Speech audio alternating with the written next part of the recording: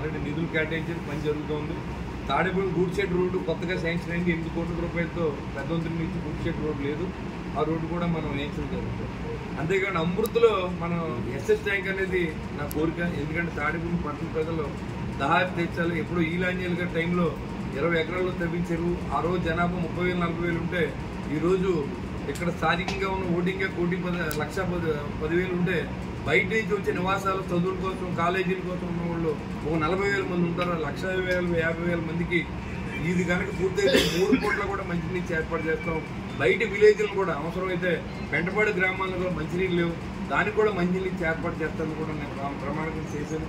అది కూడా నేను చేయిస్తానని కూడా మీకు తెలియజేస్తున్నాను. అది కూడా నెక్స్ట్ ఇయర్కి కంప్లీట్ చేసే యుద్ధ ప్రాతిపదిక ఉంది, అది కూడా తయారు చేయాలి. అది కూడా మీరు ఇల్లు చూడవచ్చు.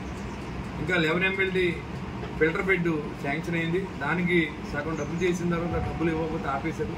దాని డబ్బులు రిలీజ్ చేసి దాంట్లో కూడా అది కూడా శాంక్షన్ 6 కోట్ల రూపాయలు అది శాంక్షన్ అవుతుంది.